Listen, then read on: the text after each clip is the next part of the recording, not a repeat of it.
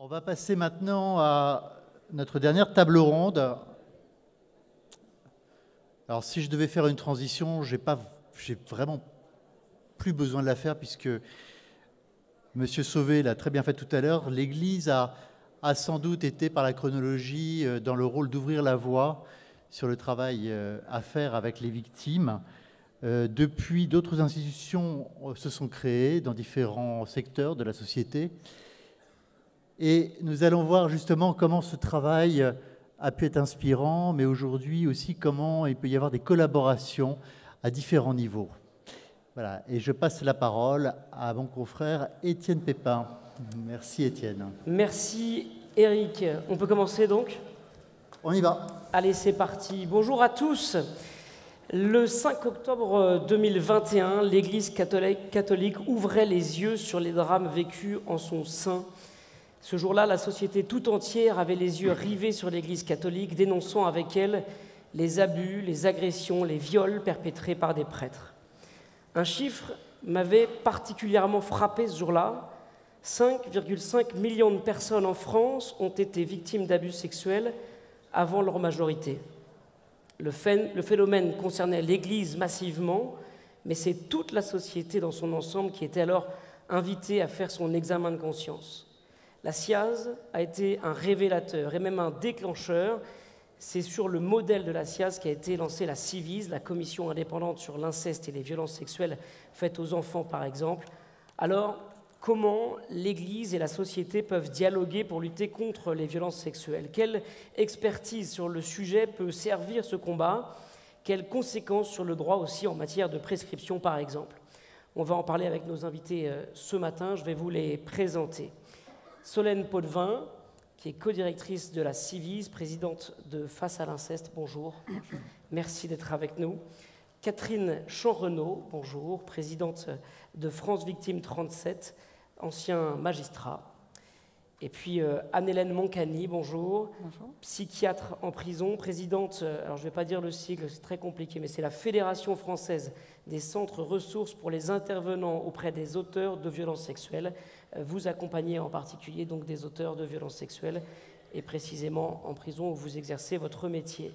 Ma première question, justement, c'est comment avez-vous reçu, vous, le rapport de la SIAZ à l'époque?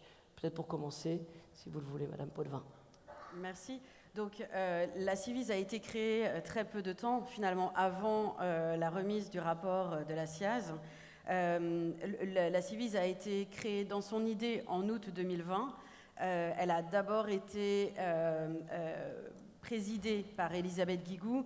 Vous le savez sans doute, il y a eu une turbulence de gouvernance dès le démarrage de la CIVIS. Et elle a finalement été installée en mars 2021, donc avec son nouveau président, le juge Édouard Durand, jusqu'en décembre 2023. On est maintenant dans cette deuxième phase de la CIVIS, pour lequel on a un collège directeur que je représente aujourd'hui, ainsi que nos 35 membres. Donc comment est-ce qu'on a reçu le rapport de la SIAZ au sein de la CIVIS? Encore une fois, on était vraiment très nouveau. On s'est beaucoup inspiré du fonctionnement de la SIAZ. On s'en est beaucoup inspiré, notamment dans ses modes de fonctionnement, d'écoute, d'audition. Comme la SIAZ, la CIVIS a reçu un double mandatement. Tout d'abord par les commanditaires institutionnels, puisque pour la SIAZ, c'est le CEF et le COREF. En ce qui nous concerne, c'est le gouvernement, mais aussi par donc les personnes victimes, d'autre part. Et puis, une vague de témoignages que la SIAZ a permis, tout ce mouvement social de libération de la parole, mais aussi de prise de conscience des conséquences des violences sexuelles dans l'enfance. Alors, ça fait le lien avec peut-être Catherine Champ-Renaud. Vous étiez à l'époque du rapport de la SIAZ, magistrat à Paris. On était dans un contexte de libération de la parole, avec en particulier le mouvement MeToo. Oui, le rapport de la SIAZ s'inscrit dans un grand mouvement de libération de la parole qui a été intitulé MeToo. Moi aussi, j'ai été victime d'abus. Mouvement qui a commencé aux États-Unis et qui a eu une dimension planétaire. Et tous les milieux et pratiquement aussi toutes les institutions, le sport, la culture, ont été touchés par ce phénomène massif de révélation qui a amené effectivement la justice à faire des enquêtes. Donc effectivement, le rapport de la SIAZ, il s'inscrit dans ce mouvement de libération de la parole, mais il faut bien le dire, ce qui nous a étonnés et sidérés, c'est l'ampleur et le nombre des victimes et des révélations qui venaient de la part de victimes âgées, qui souvent avaient l'âge d'être grands-parents et qui avaient eu pendant toute leur vie, toute leur jeunesse, toute leur vie de père et d'époux, et qui arrivaient à 60, 65 et plus ans, qui révélaient. Et donc, effectivement, ce qui a été une révélation de la SIAZ, c'est de montrer combien ces abus ont pu être enfouis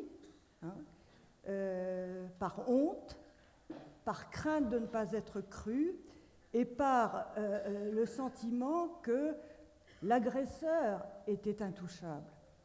Et aussi, il faut bien le dire, que le mouvement qu'a engagé, qui est tout à fait remarquable, qui est un mouvement d'aller vers les victimes, c'est le Tour de France qui a été entrepris par Jean-Marc Sauvé et son équipe, de faire un Tour de France, de signaler effectivement qui seront là pour écouter, a été un formidable détonateur, et la parole s'est libérée. Donc pour moi, c'est à la fois la libération de la parole, bien sûr, par rapport à une institution dont l'autorité semblait effectivement inébranlable et intouchable, et la masse de ces révélations, la masse de ces signalements.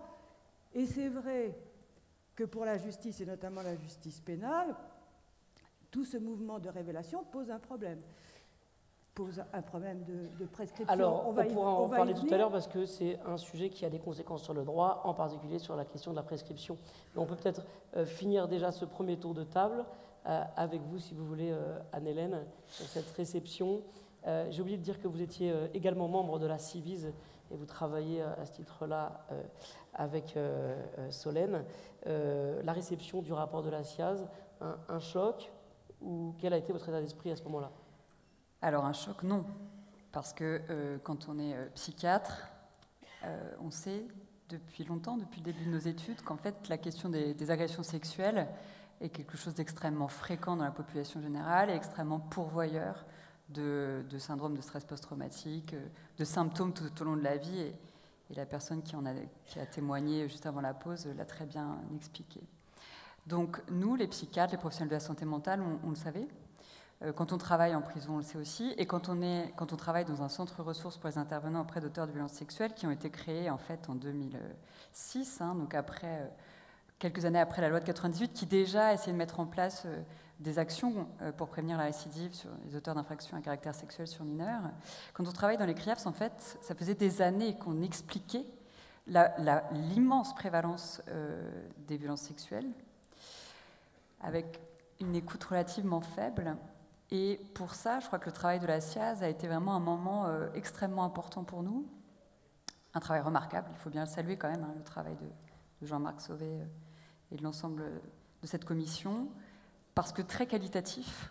Et c'est le début peut-être du moment où on fait basculer aussi la vision qu'on a tous, imprégnée par les représentations sociales, de l'auteur de violences sexuelles. C'est-à-dire qu'avant ces travaux-là, l'auteur de violences sexuelles, en particulier l'auteur de violences sexuelles sur mineurs, le pédophile, le pédocriminel, et je reviendrai sur ces mots plus tard parce que c'est important de distinguer les choses, c'était, pour caricaturer, le monstre à la sortie de l'école, inconnu qui agresse un enfant en imperméable, etc. En réalité, ça existe, mais c'est rarissime. Et les travaux de la SIAZ, puis ceux de la Civise, ont permis de mettre en évidence que la réalité des violences sexuelles, c'est pas ça. C'est des adultes qui connaissent les enfants, en qui les enfants ont confiance.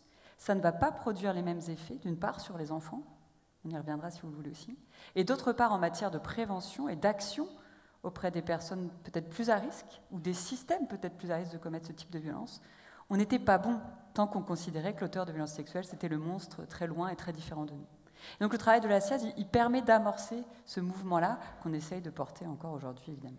Le gros problème que vous ciblez, toutes les trois, c'est que jusqu'à la SIAZ, et désormais avec la Civiz, on manquait de chiffres, on manquait d'enquêtes, et même encore, quand on parle en pourcentage, on ne sait pas tellement quels sont les chiffres en absolu. Ça, c'est un travail que vous menez pour la société dans son ensemble avec la Civiz. Un rapport a été remis en novembre 2023, me semble-t-il, pour la Civiz. Comment vous y êtes pris et qu'ont révélé finalement les travaux de la Civiz? Alors, je crois que les chiffres manquent toujours. On n'a pas la prétention de pouvoir transmettre des statistiques et pouvoir collecter des chiffres. On en a effectivement dans le rapport de novembre 2023.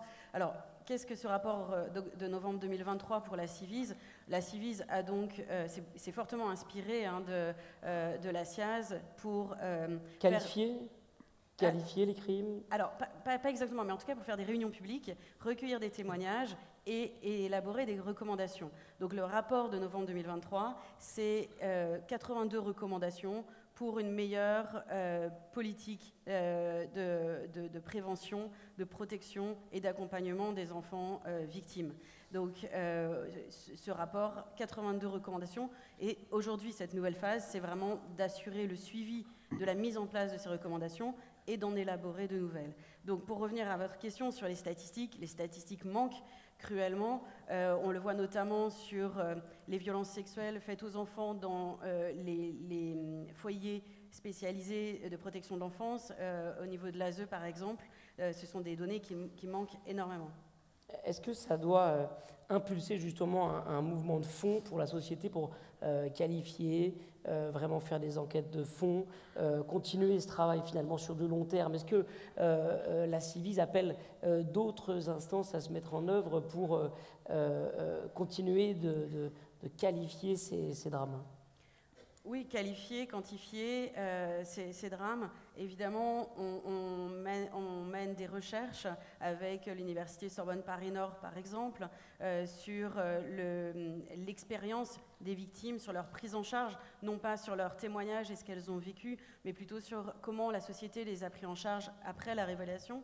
Donc pour qualifier tout ce parcours et quantifier, bien sûr, les moyens manquent. Vous le savez, la Civiz aujourd'hui a très peu de ressources.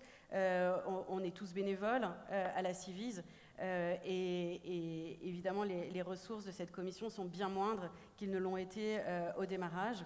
Donc on essaie de faire autrement. Et encore une fois, on manque évidemment de statistiques et on en appelle au gouvernement pour pouvoir produire des enquêtes de victimisation, des enquêtes qui pourraient mettre à jour certaines expériences et pouvoir se rendre compte de l'ampleur que l'on ressent évidemment. Est-ce qu'il est envisagé de mettre en œuvre une instance comme l'INIR ou la CRR pour accompagner les victimes identifiées et qui se manifestent? Alors, juste pour préciser, la Civiz a un mandat jusqu'à fin septembre 2025. Nous avons récemment demandé une extension d'1 an, puisque avec toutes les turbulences gouvernementales de l'an passé, il a été très difficile pour nous de travailler. Vous savez peut-être qu'à la différence de la SIAZ, notre travail se situe aussi beaucoup avec les parlementaires pour justement la mise en place de ces 82 recommandations.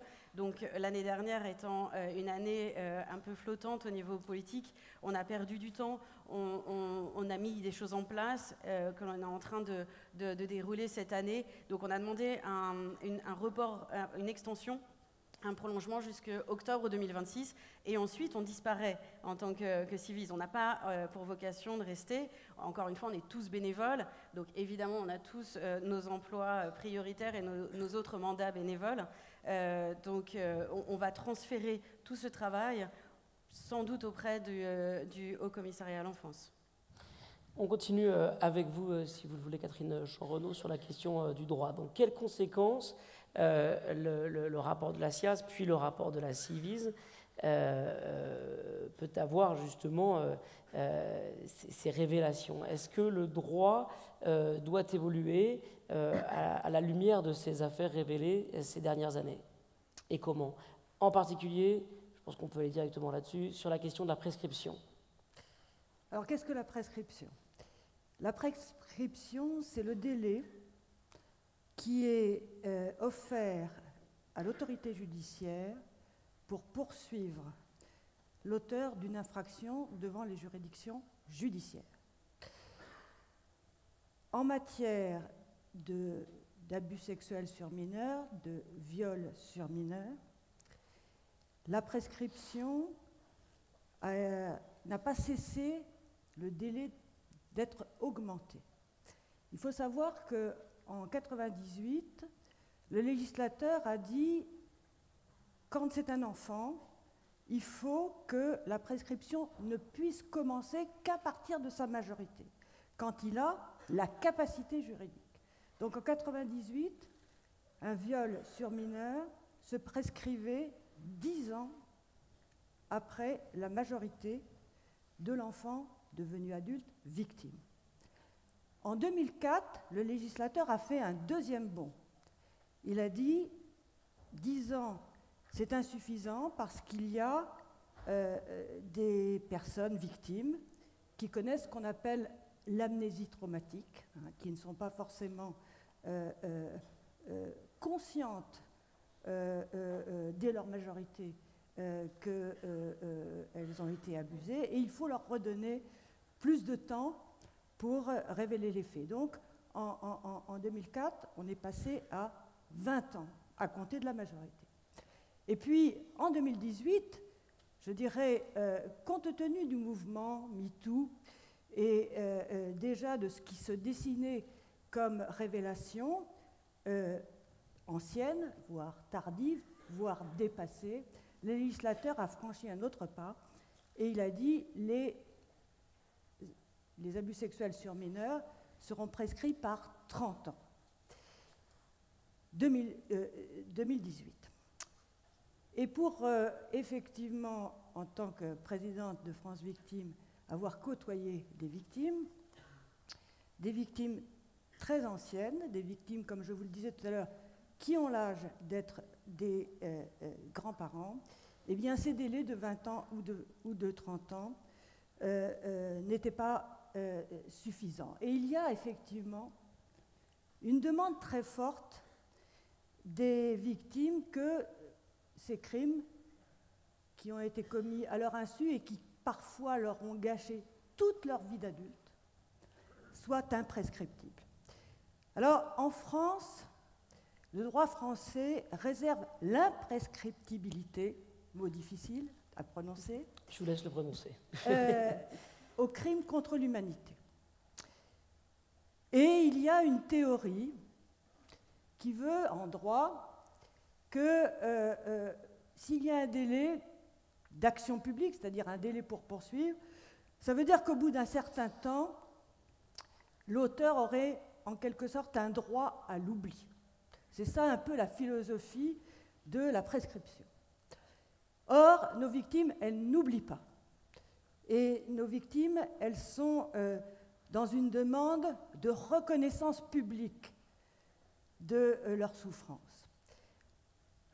Et je voudrais livrer à votre réflexion une idée qui m'est venue notamment en observant ce qui se passe à l'heure actuelle dans le procès Skwarnek, le Skwarnek. Vous savez, ce chirurgien qui, pendant 30 ans, a abusé de ses patients qui étaient sous soumission chimique de l'anesthésie et qui a fait 300 victimes. Et bien dans ce procès, qui va durer 4-5 mois à Vannes, on s'aperçoit qu'il y a 300 victimes qui sont concernées par les abus sexuels de ce chirurgien, mais qu'il y en a une trentaine qui restent à l'écart du procès parce que les faits pour elles sont prescrits. Et je me suis dit que c'est une profonde injustice pour ces victimes. parce que vous avez celles pour lesquelles les faits ne sont pas prescrits et qui vont avoir accès à la justice et qui vont pouvoir parler et qui vont pouvoir, je dirais, demander des comptes à leur agresseur et demander une indemnisation à la justice. Et puis, et on sait déjà dans les commentaires que certaines victimes disent combien ce procès est réparateur pour elles. Hein, le procès, ce n'est pas l'alpha et l'oméga de la réparation, mais c'est certainement un premier pas très fort de la réparation. Et puis les autres victimes qui sont laissées sur le bord de la route. C'est une inégalité qui fonde une injustice supplémentaire. Alors à partir de ce constat, qui moi peut-être la préconisation alors. Qui m'a ému, mais je vous explique ma démarche, hein, qui est que j'exprime, je dirais un peu publiquement pour la première fois devant vous. C'est que nous avons eu en 2021 une loi qui disait qu'il y avait ce qu'on appelait la prescription glissante, c'est-à-dire que quand on avait mis à jour un prédateur qui avait plusieurs victimes, si il y avait une victime dont les faits n'étaient pas prescrits, eh bien, le délai qui commençait avec cette victime pour les faits qui n'étaient pas prescrits rejaillissait sur la situation des autres victimes, à condition que pour les autres victimes, les faits ne soient pas prescrits. C'est un peu compliqué, mais en tous les cas, moi, ce que je préconise, c'est que le législateur aille au bout de ce qu'est la prescription glissante, c'est-à-dire qu'à partir du moment où une victime se révèle et que les faits ne sont pas prescrits, eh bien cette non-prescription devrait pouvoir bénéficier à l'ensemble de ces victimes. Je vous en parle d'autant plus ici que vous allez avoir le cas, enfin, nous allons avoir le cas, collectivement, dans les écoles catholiques, puisque ce sont des faits très anciens, il y aura des faits prescrits, mais il y aura des faits non prescrits. Donc, si cette prescription pouvait être, si vous voulez, pour le même prédateur, englober l'ensemble de ces victimes, là, on rétablirait effectivement une égalité. Quelle que soit la prescription ou l'aboutissement Voilà. de la prescription par victime. Est-ce que vous avez une réaction à ce sujet, Anne-Hélène Mancani? Sur la question de l'imprescriptibilité, alors non, c'est d'autant que là, on a affaire à une spécialiste en droit et que c'est vraiment des questions de droit. En revanche, sur le terrain, je pense qu'on ne peut pas se... Je ne sais pas si le mot est bien choisi, mais se focaliser ou se contenter de la question de la prescription.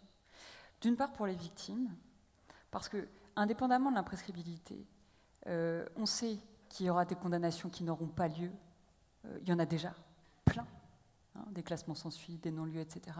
Alors, ce qui ne veut pas dire que les faits n'ont pas été commis, mais qu'à un moment donné, la justice n'est pas toujours en mesure de faire la preuve. Donc il faut réfléchir à des dispositifs, des possibilités d'accompagnement et de restauration des victimes autres que la question de la condamnation judiciaire. Et de la même manière, pour les auteurs, on sait que tous les auteurs n'ont pas été condamnés. Ceux qui ont été condamnés, on les prend en charge, en prison, en milieu libre, par le biais des soins pénalement ordonnés. Mais on a aussi des actions à mettre en œuvre chez des personnes qui peut-être seraient plus à risque de commettre des violences sexuelles sur les mineurs. Je parlais tout à l'heure de pédophilie, c'est le cas. Personnes qui ont un trouble pédophilique, c'est-à-dire une attirance sexuelle chronique pour les enfants.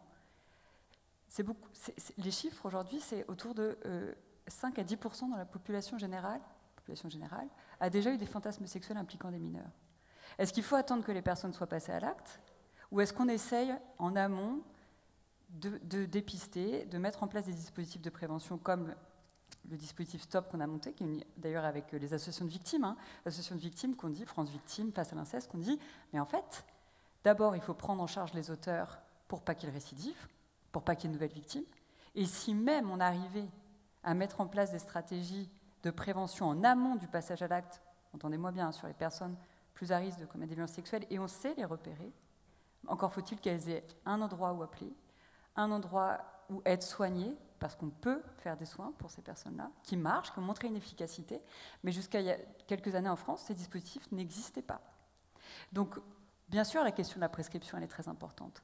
Mais vraiment, je crois que ça doit être intégré dans une réflexion beaucoup plus globale et collective, vous l'avez dit, hein, auteurs, gens qui travaillent avec les auteurs, avec les victimes. Toute la société, en réalité, et vous êtes bien placé pour le savoir ici, doit vraiment se saisir de cette problématique-là. Puisque vous parlez des auteurs, comment se fait, j'ose la question, hein, comment se fait l'accompagnement, comme psychiatre dans les prisons, des auteurs d'agressions sexuelles, de viols, de violences sexuelles? Alors, en prison, effectivement, moi c'est mon exercice, mais j'insiste sur le fait qu'il y a un suivi pendant la peine de prison et il y a, et c'est très important, un suivi à l'issue de la peine de prison, puisque bien évidemment la crainte de la récidive, elle arrive souvent après l'incarcération, encore que la vigilance doit être de mise en permanence. Mais sur ce qu'on peut faire, sur ce qu'on doit faire, même en termes de suivi médical, hein, la première chose, c'est l'évaluation. Puisqu'en fait, on dit auteur de violences sexuelles comme s'il y avait un profil unique. C'est évidemment absolument pas le cas. Il y a autant de profils que de personnes. Donc la première chose, c'est on va chercher des troubles psychiatriques, on va chercher des antécédents de victimation. Tous les auteurs de violences sexuelles n'ont pas été victimes de violences sexuelles, mais un tiers d'entre eux l'ont été quand même. Et s'ils ont été victimes, il faut là aussi qu'il y ait eu un travail sur ce trauma. On va chercher le trouble pédophilique dont je parlais à l'instant, donc l'attirance sexuelle chronique pour des enfants, qui n'est pas choisi par les personnes. On ne choisit pas son attirance sexuelle. Ce qu'on choisit en revanche, c'est ce qu'on en fait. Et là, la personne a une responsabilité très forte de tout mettre en œuvre pour ne pas passer à l'acte, pour ne pas faire de mal à des enfants. Il y a des personnes pédophiles qui cherchent de l'aide pour ne pas agresser sexuellement des enfants. Donc tout ça, on va l'évaluer très précisément.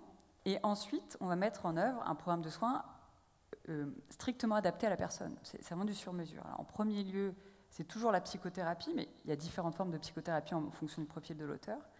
Et puis, pour ceux dans les cas les plus sévères, mais là on se doit vraiment de le proposer, et ce n'est pas toujours fait, c'est tout le travail des CRIAF, que d'accompagner les équipes de soins dans ces démarches-là, on peut mettre en place un traitement médicamenteux qui a montré une efficacité, là aussi, sur la diminution des fantasmes, et donc sur le risque de passage à l'acte. Là, on est sur l'accompagnement a posteriori, oui. Après le crime. Vous évoquiez la question de la prévention. On se dit que c'est une belle idée de prévenir plutôt que de se retrouver devant des milliers de cas d'agressions extrêmement violentes. Prévenir quoi? Comment est-ce qu'on peut déceler un potentiel agresseur? Comment faire de la prévention et à quel moment de la vie aussi? Comment est-ce qu'on peut imaginer un dispositif de prévention des abus sexuels?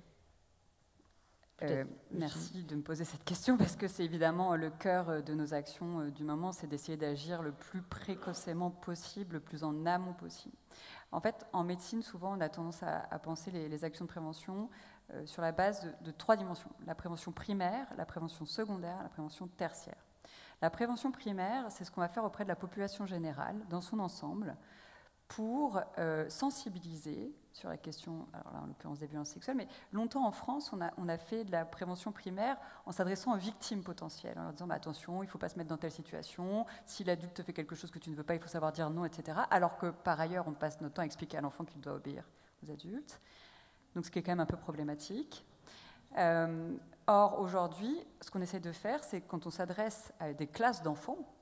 D'ailleurs, on travaille beaucoup avec les établissements d'enseignement catholique à Toulouse. On est vraiment en train de travailler de façon très étroite avec l'Église pour, et les parents d'élèves, parce que c'est très important aussi de les impliquer, évidemment, pour travailler. Alors, éducation à la vie affective et sexuelle, ça fait toujours un peu peur. Mais en réalité, ce qu'on va travailler, c'est la question des compétences psychosociales, du respect de l'autre, de l'empathie, et puis bien sûr la question du désir, du consentement, etc., quand les enfants sont plus grands. Mais on adapte à chaque classe d'âge. Ça, il faut le faire tous ensemble dès le plus jeune âge. Adapté à chaque âge, évidemment. Ensuite, la prévention secondaire, c'est quand on s'adresse à des publics plus à risque. Alors, comment on fait pour les repérer? C'est la question que vous posiez. Parce que ça crée un climat de suspicion un peu généralisé. Mais oui, c'est pour ça que j'allais vous répondre. C'est pas l'idée, en fait. Il y a 2 choses, à mon avis, dans ce que vous évoquez là. La première chose, et en réalité, on serait déjà dans la prévention tertiaire, et là, vous avez évoqué le Squarneck, on a évoqué Betaram, c'est comment, au niveau systémique, on ne ferme pas les yeux. Et on agit beaucoup plus tôt. Dès qu'on a une première affaire, un doute même. Alors, il ne s'agit pas de regarder tout le monde comme un prédateur sexuel en puissance, c'est pas ça. Mais quand on a un doute, il faut quand même permettre que la société s'en saisisse pour les personnes victimes et aussi pour les personnes à risque de commettre ces actes. Parce que c'est une catastrophe pour tout le monde quand même. Donc ça, c'est la première chose. Au niveau systémique, au niveau sociétal, on doit agir beaucoup plus vite. Ça, c'est évident. Ensuite, les personnes elles-mêmes, et je vous le redis, en Angleterre, en Allemagne, les personnes pédophiles attirées sexuellement pour les enfants, ça fait 20 ans qu'elles peuvent s'adresser à un dispositif de soins, désigné comme tel. En France, ça n'existait pas. C'est-à-dire qu'une personne, et moi j'ai des patients qui me le disent, qu'ils avaient repéré qu'ils avaient cette attirance sexuelle depuis leur plus jeune âge, qu'ils ne savaient pas comment faire avec ça, qu'ils n'arrivaient pas à s'en départir, qui sont allés voir des médecins, des psychiatres, qui leur ont dit « Oh là là, non, mais ça c'est la justice, c'est pas nous », qui sont allés voir... Mais ça, c'est des personnes qui ont conscience que c'est un problème. Oui, c'est pas tous, je suis d'accord avec vous, mais écoutez quand même, qui sont allés voir la police en disant « Je suis attiré sexuellement par des enfants », et la police leur a dit « Mais tant que vous n'avez rien fait, on peut rien faire », ce qui est vrai. Mais c'est quand même un problème de ne pas agir avant tout passage à l'acte. Pour répondre à votre question, bien sûr, toutes les personnes qui agressent sexuellement des enfants ne repèrent pas qu'elles ont un problème et ne vont pas chercher de l'aide. C'est vrai, vous avez absolument raison. Mais pour celles qui le repèrent et qui demandent de l'aide, on ne peut pas, sociétalement, ne pas leur proposer cette aide-là. Ça ne résoudra pas tout. Non. Mais... Solène Potvin, vous vouliez réagir? Oui, sur la politique de prévention. Alors, au sein de la Civise, on a donc ces recommandations, ces 82 recommandations. L'une d'entre elles était notamment l'éducation à la vie affective, relationnelle et sexuelle dans tous les établissements scolaires, à partir de la maternelle, évidemment avec un langage adapté, un vocabulaire adapté. Évidemment, on aborde les questions sous un angle positif. On aborde le consentement, le respect du corps, le respect du choix de chacun, etc. Donc ce programme est mis en place à partir de la rentrée, à partir de septembre. Ça a été signé en février. Et je crois qu'il y a une forte demande des enseignants d'être accompagnés dans cette mission-là. C'est une première réponse, en tout cas, sur l'éducation au corps, l'éducation aussi au consentement, au sentiment auprès des enfants dès la première section maternelle.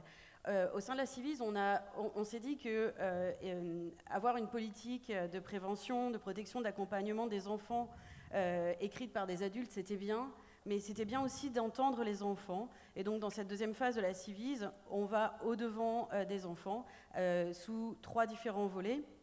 Je vous ai parlé de ce mémoire de recherche. Je vais vous parler d'un deuxième projet que l'on mène actuellement.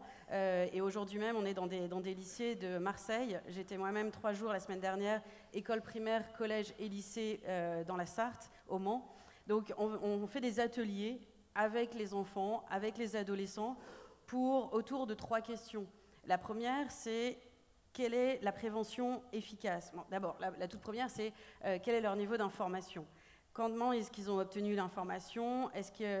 Comment est-ce qu'ils l'absorbent? Ensuite, quelle prévention efficace auprès d'eux? Et enfin, comment recueillir les confidences? Parce qu'on sait bien qu'un enfant parle à un autre enfant, un adolescent va parler à un père. Et donc, en tant que père, comment on accompagne cette père-aidance et ces révélations? Donc, tout ce travail de ce deuxième volet. Le troisième volet, c'est un groupe miroir, 15 adolescents qui travaillent à nos côtés au sein de la Civise sur encore ces 2-3 principaux thèmes, la prévention, les réseaux sociaux, la pornographie également, et les confidences, la père-aidance. Donc ce groupe miroir qui travaille sur une durée de 6-7 mois auprès de nous.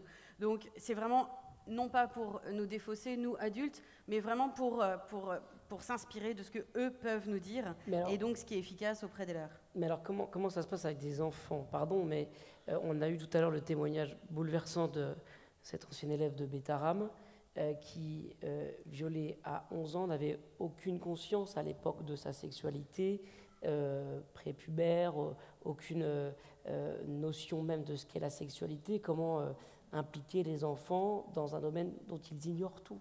Et puis surtout, comment ne pas seulement attendre de l'enfant qu'il dise non, et comment... Qui n'a pas conscience, en fait.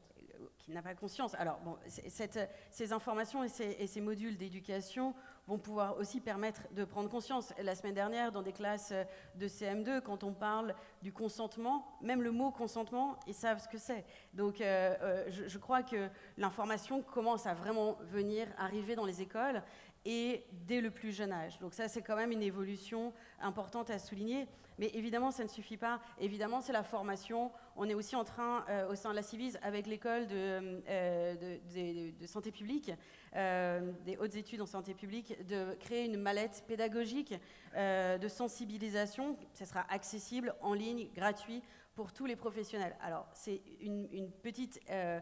c'est une sensibilisation, c'est une mallette, c'est à distance, ça ne suffit sans doute pas, il faut accompagner les professionnels qui interviennent auprès des enfants. Il faut aussi, mais c'est déjà une source de culture, d'information commune que l'on souhaite mettre en place. Ces ateliers pédagogiques que l'on a menés et que l'on est en train de mener avec les adolescents, les enfants, on le mène aussi avec les communautés éducatives, puisque les communautés éducatives ont aussi besoin d'être accompagnées. Et là encore, si vous souhaitez que la Civise intervienne dans des établissements scolaires, c'est tout à fait, des écoles catholiques, c'est tout à fait possible et c'est quelque chose qu'on peut mettre à disposition. Une dernière chose peut-être à signaler, c'est les mécanismes de signalement, qu'ils soient connus, respectés, et évaluer également. Et puis l'inscription, enfin, lorsqu'un professionnel intervient auprès d'un enfant, quel que soit le professionnel, qu'il soit religieux, laïque, eh bien qu'on puisse interroger le fichier national, le FIGES, donc pour interroger sur le casier judiciaire, et pas seulement au départ, mais aussi très régulièrement, parce que partout où il y a un enfant, il y a un danger, et on est vraiment là pour essayer de protéger au maximum les enfants. Est-ce qu'il vous semble que c'est un phénomène ponctuel dans l'histoire ou que c'est un sujet qui fait partie de l'humanité d'une certaine manière? Est-ce que ces histoires, ces drames-là sont liés à notre époque, peut-être à cause de la pornographie, peut-être à cause des réseaux sociaux, peut-être voilà, ou est-ce que c'est inhérent, c'est intrinsèquement lié à notre humanité? Non, je pense que ce qui est lié à notre époque, c'est cette libération de la parole, c'est le fait qu'on en parle. Et maintenant, la société doit encourager et surtout accompagner. Par exemple, les victimes d'inceste. Donc moi, je suis présidente de l'association Face à l'inceste.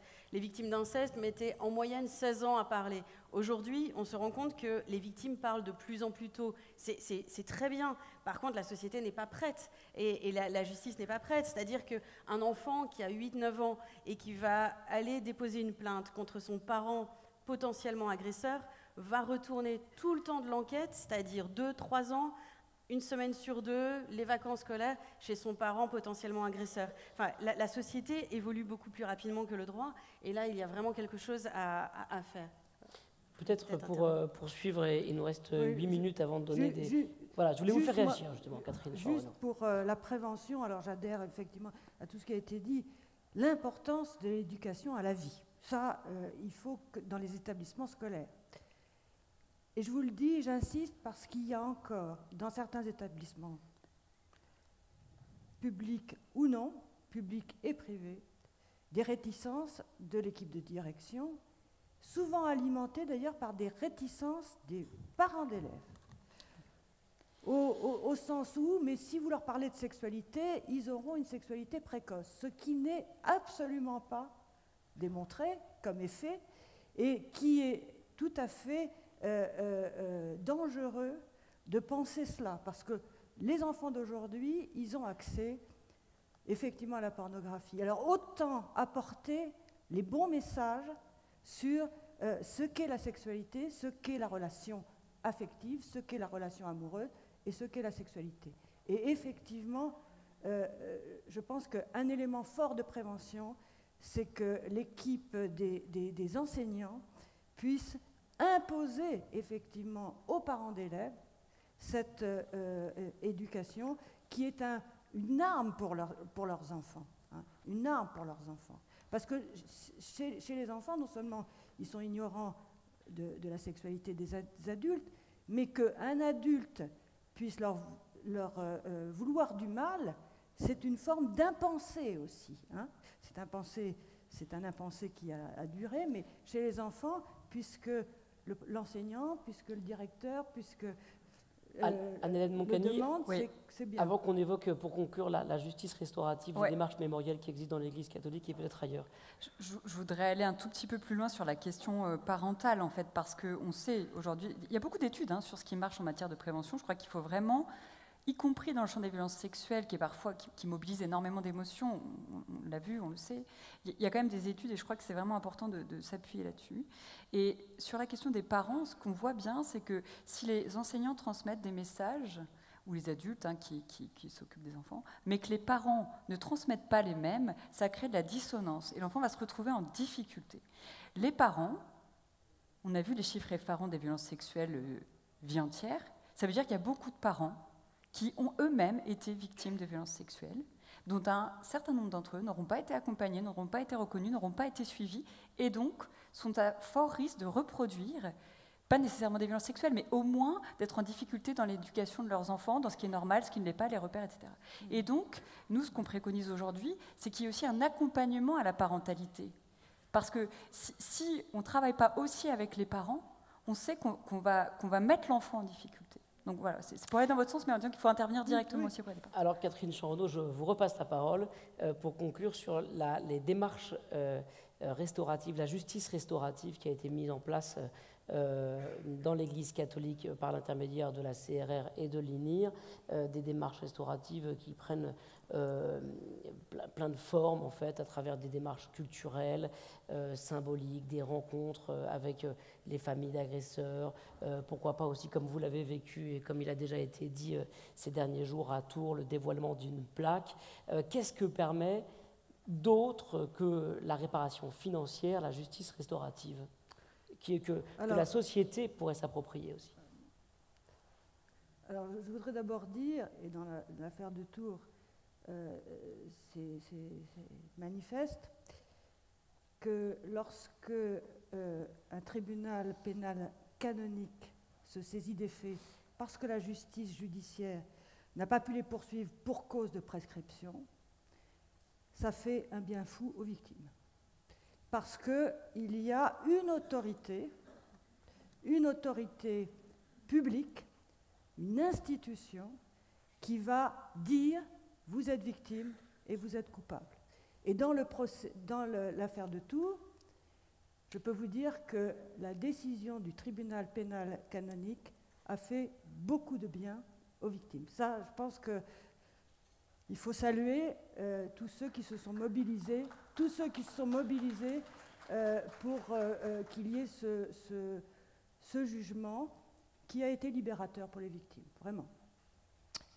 La deuxième chose, effectivement, il y a des tas de mesures réparatrices, et c'est vrai que j'ai du bonheur à évoquer ce que nous avons vécu le 23 mars à la basilique Saint-Martin de Tours, puisque l'évêque, Monseigneur Jordi, a fait l'inauguration d'une plaque mémorielle en souvenir des abus qui avaient été perpétrés contre un curé chef d'une chorale. Pardon ?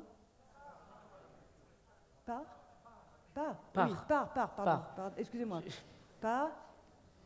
Et où l'Église de Touraine demande pardon pour ces abus qui ont été commis sur au moins 20 ans et sur au moins une dizaine d'enfants qui avaient entre 9 et 12 ans.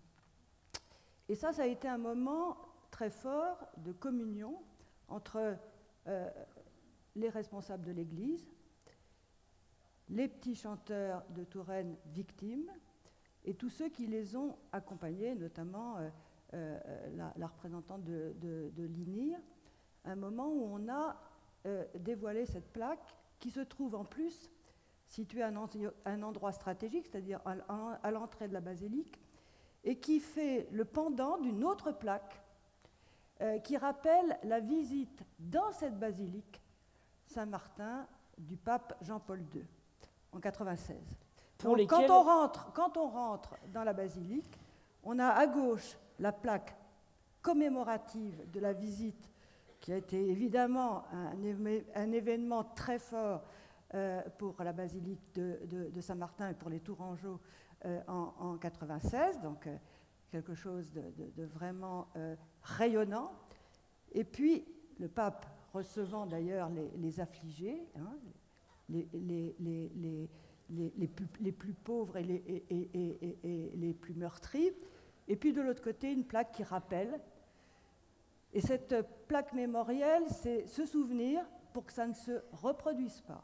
Et ça me semble important que dans un lieu aussi fort que la basilique Saint-Martin, on puisse évoquer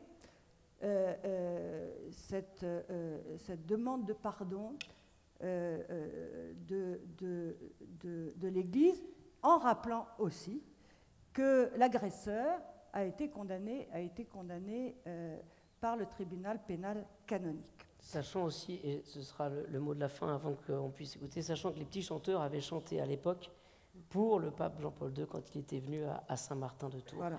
Merci à toutes les trois pour cette première partie. Merci. On va laisser la parole On va prendre au public. pour la suite.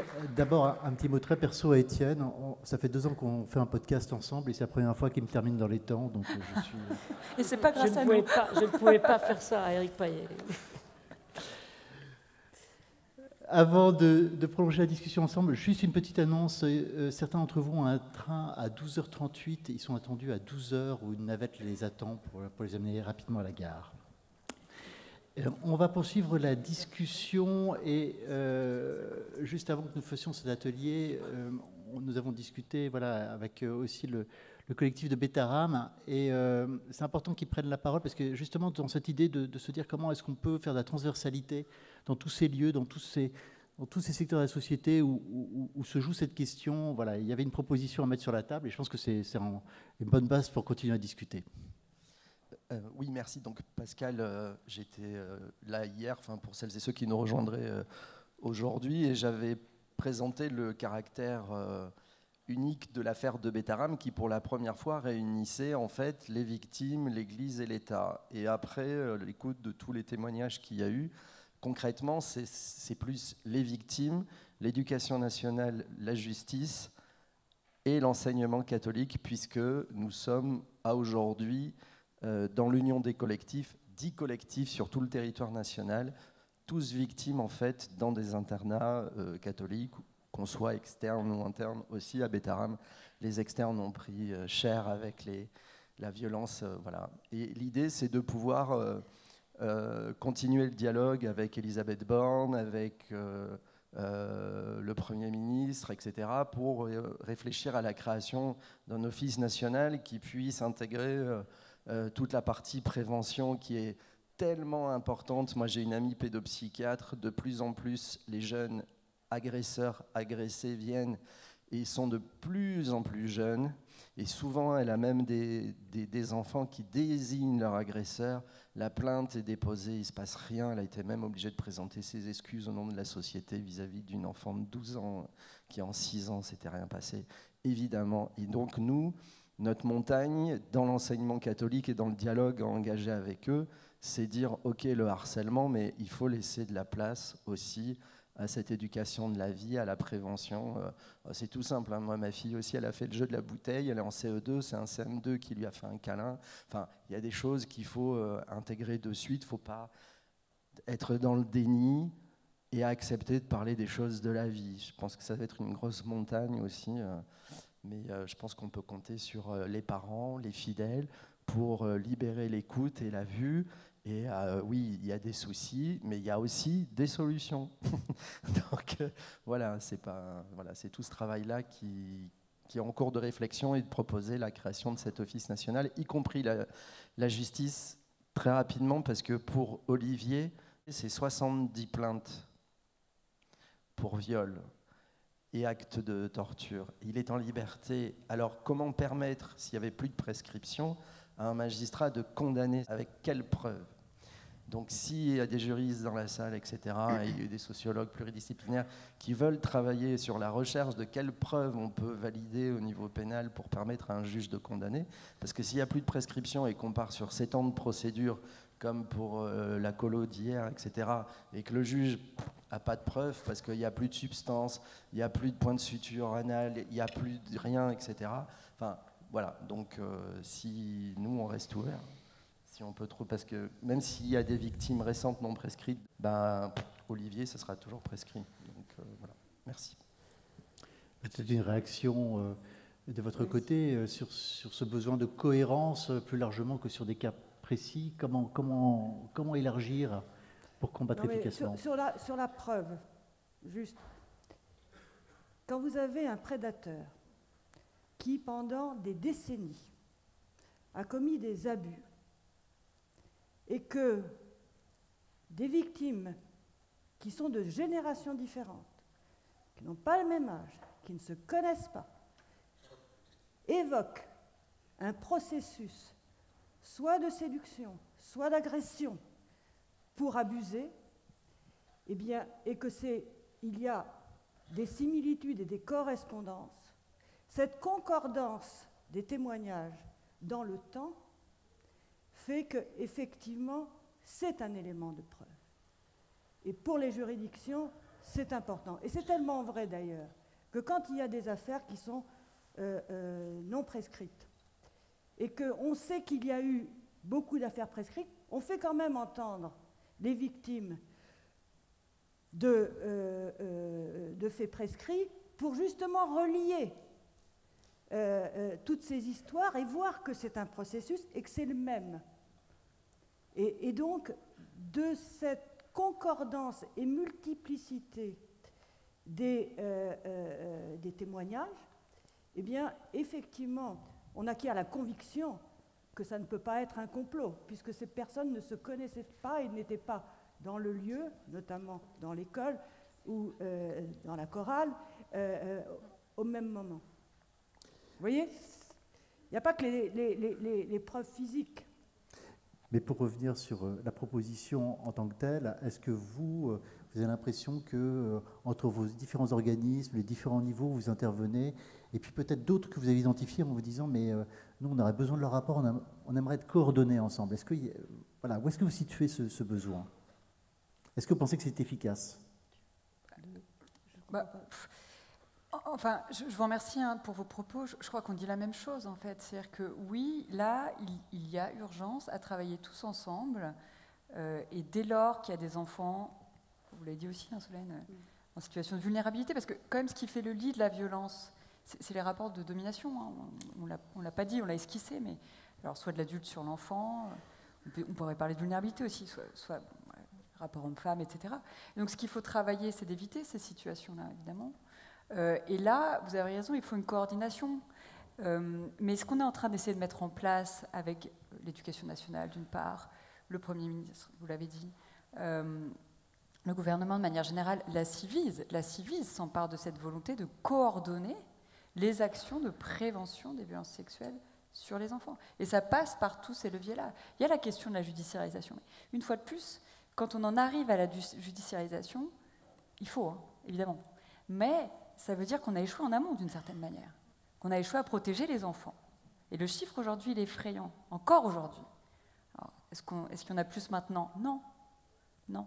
On en parle plus, c'est déjà un progrès. Est-ce qu'on est assez efficace en termes d'action? Non.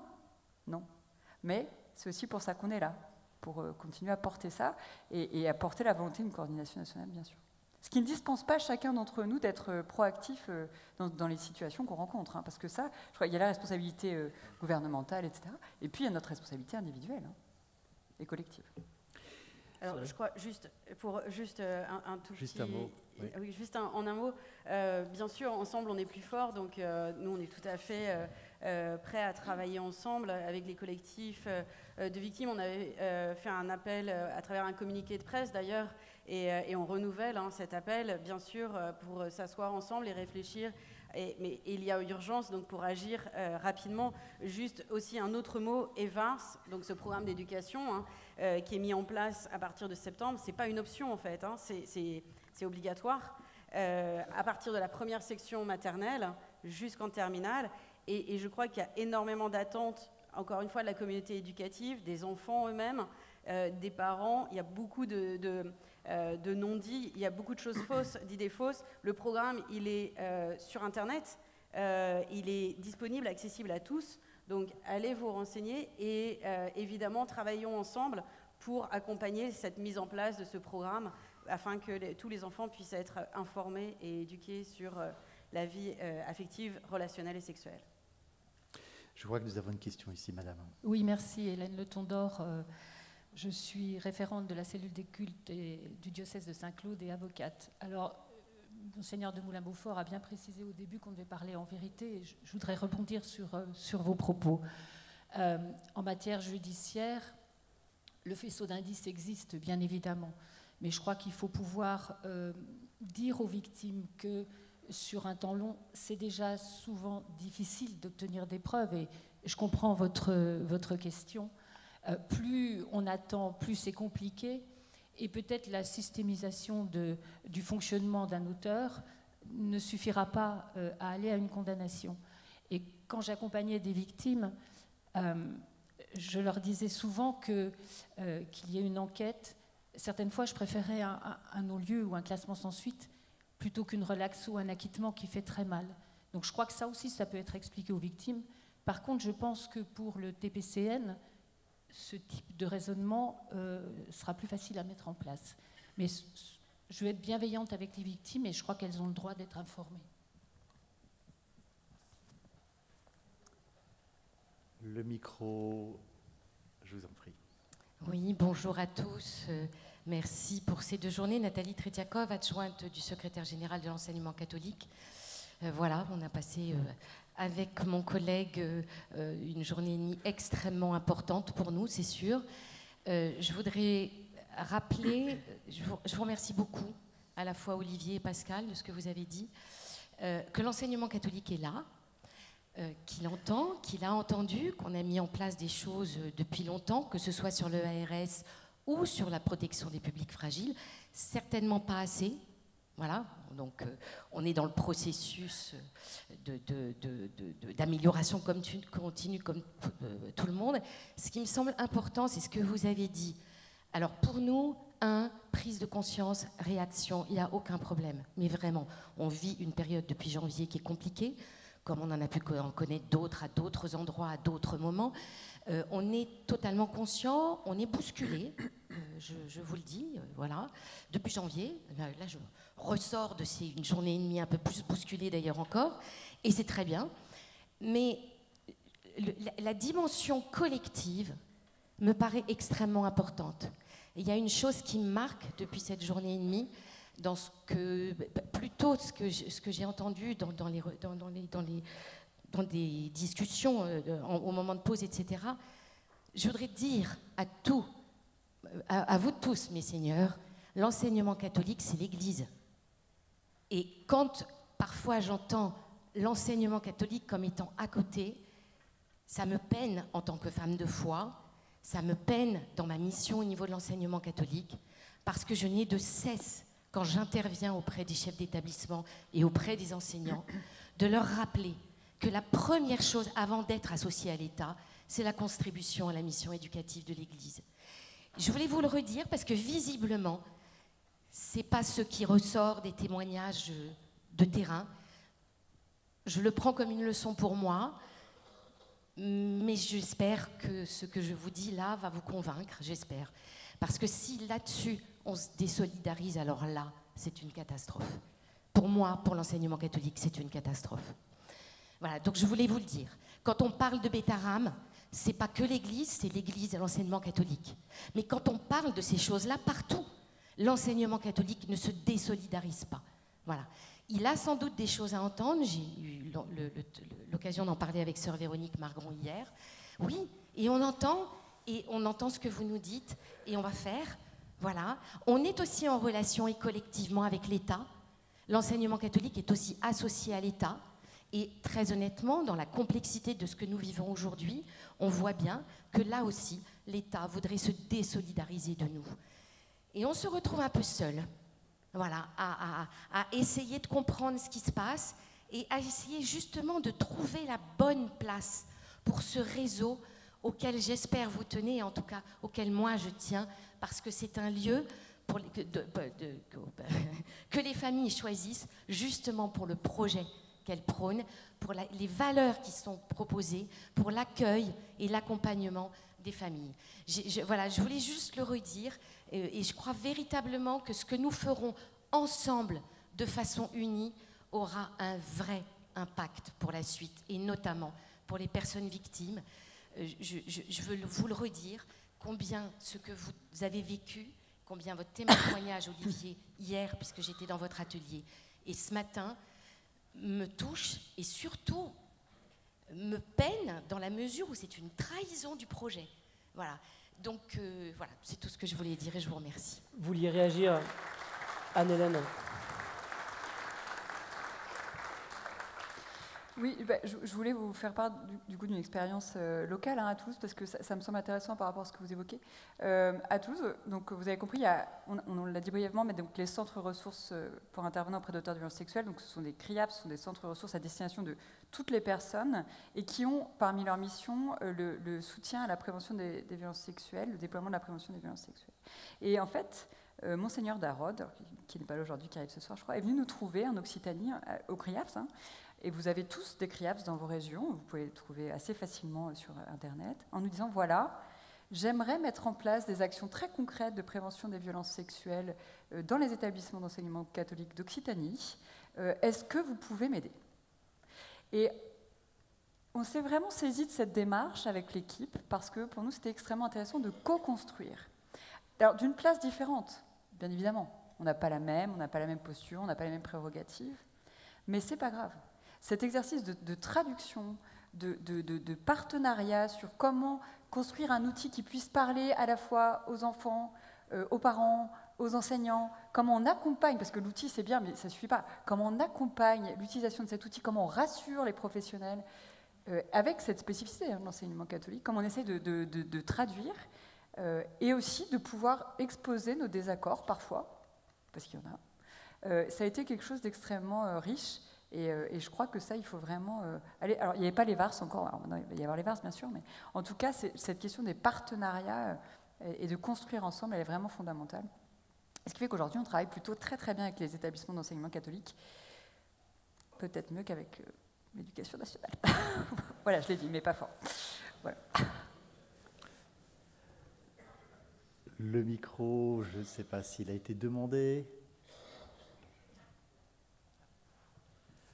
Non, bah écoutez... Bonjour. Ah oui, excusez-moi, je vous en prie. Juste une question encore. Le corps médical est quand même très investi pour Marie Jotil, Université de Strasbourg. Le corps médical est très investi sur ces questions pour voir des signes précoces. Et je sais que la première Civise, avec Édouard Durand, a demandé au Conseil de l'Ordre d'avancer sur ces questions. Alors je voudrais savoir ce que ça peut donner, parce qu'il me semble qu'il y a vraiment un travail aussi à ce niveau-là. Et peut-être que ce travail-là pourrait aussi avoir une certaine influence sur les établissements scolaires, parce que normalement, il devrait y avoir des médecins scolaires. Alors, le public, normalement, tout ce qui est médecin en service public, institutionnel, a le devoir de lever le secret et de signaler. Mais ce n'est pas le cas des médecins qui sont comme ça, en privé, en cabinet. Voilà. Alors, merci. Merci pour votre question. Peut-être, alors l'ordre des médecins avance et continue d'avancer, mais on n'y est pas encore, clairement. Juste pour reprendre ce que vous venez de dire sur l'obligation de signalement, il y a bien une obligation de signalement pour les médecins, pour les mineurs de 15 ans.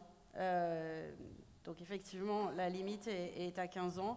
En revanche, le problème des médecins qui signalent, c'est qu'ils peuvent être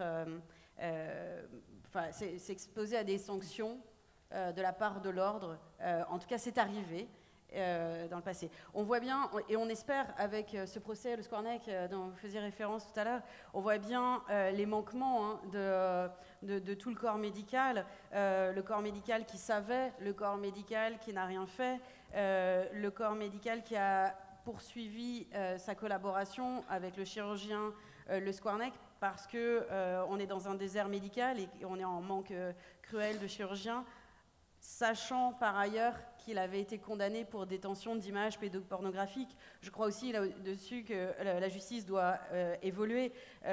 Comment est-ce qu'on peut seulement être condamné à 4 mois pour la détention d'images pédopornographiques? En fait, il faut quand même se représenter ce que ça veut dire. Ça veut dire quand même que cette personne prend un plaisir personnel et sexuel à regarder un enfant qui se fait violer. Comment est-ce qu'on peut continuer à laisser un médecin avec une patientèle mineure pendant des années et des années, malgré cette condamnation, donc condamnation qui a lieu en 2004. Je rappelle que le docteur Le Squarneck était en exercice jusqu'en 2017. Donc effectivement, les auditions sont actuellement à Vannes, comme vous l'avez dit, hein, jusqu'en juin, 4 mois de procès. Nous sommes partie civile dans ce procès et nous espérons que l'ordre va pouvoir... alors l'ordre national s'est porté partie civile également. Il me semble que l'ordre départemental également des médecins. Donc on espère une prise en compte et une accélération des mesures et donc notamment qu'il n'y ait plus de sanctions pour les médecins qui signalent. Oui, alors, juste pour préciser un tout petit peu par rapport à ce que vous avez dit, à mon avis, il y a 2 choses dans ce que vous évoquez. Il y a la question du dépistage, du repérage. Donc déjà, c'est comment on fait progresser les professionnels de santé qui sont en première ligne sur ces questions-là. Et ça, on y travaille. Et notamment, vous l'avez dit, les infirmiers, les médecins scolaires. Alors, on peut former les médecins, etc., mais à un moment donné, il faut qu'il y en ait. Et là, il n'y en a plus des infirmiers et des médecins scolaires. Donc ça, c'est une véritable urgence, ça c'est clair. Ensuite, sur la question du signalement. En réalité, ce sont des dérogations au secret professionnel, mais qui font que nous devons signaler un mineur en danger, mais pas que, tu dis moins de 15 ans. Non, en fait, une personne qu'on considère en situation de vulnérabilité et qui est victime de violences sexuelles ou autres, d'ailleurs, de violences, et on doit la protéger. On doit la protéger. On ne peut pas se cacher derrière le secret professionnel, mais le secret professionnel, c'est pas ça. Secret professionnel, il y a des règles, il y a des dérogations, des obligations. Et par rapport aux condamnations du Conseil de l'ordre, des sanctions disciplinaires, il y en a, c'est vrai. Mais en fait, si on fait les choses correctement, c'est-à-dire si on justifie de pourquoi on a fait ce signalement, si on le fait dans les règles de l'art, et il y a des guides, il faut former par contre les professionnels de santé à le faire, il n'y a pas de condamnation. Les condamnations, elles sont quand les signalements ont été mal faits. Voilà. Donc ça, par contre, les médecins ne savent pas bien faire, ça c'est vrai. Et donc parfois, comme ils ne savent pas faire, ils ne font pas. Et donc c'est comment on accompagne. Moi, ce n'est pas tant de changer la loi que vraiment d'accompagner les professionnels de santé à repérer, signaler. Et quand je dis repérer, je terminerai là-dessus, ce n'est pas seulement les victimes. C'est aussi, et vous en avez parlé, monsieur, tout à l'heure, des mineurs auteurs d'agressions sexuelles. Et ça, on sait qu'il y en a de plus en plus. Enfin, c'est pas qu'il y en a de plus en plus. C'est que c'était encore plus tabou. On commence à en parler. Des enfants qui ont des comportements sexuels problématiques. Et là aussi, on a une responsabilité collective de les prendre en charge les plus tôt possible parce que ça évite les catastrophes et de nombreuses victimes par la suite. Merci beaucoup pour ce mot de la fin. Oui. Merci à vous. Mes seigneurs, avant qu'il soit l'heure, permettez-moi un tout petit couplet. Nicolas Perrault du collectif Voix libérée de Tours. En complément de ce que l'on nous a fort bien présenté sur l'enseignement catholique, sachez que nos manécantries, nos maîtrises, nos chœurs d'enfants affiliés à la Fédération des Puericantores, c'est l'Église aussi. C'est de l'éducation populaire, c'est de l'éducation à la vie, à la spiritualité. Pensez à vous intéresser à eux dans la prévention, mais aussi dans le soutien. Il faut que ces instances vivent au sein de l'Église et qu'on ne jette pas le bébé avec l'eau du bain. Il y a eu des drames, mais l'œuvre est magnifique et il faut qu'elle continue. Merci. Merci beaucoup.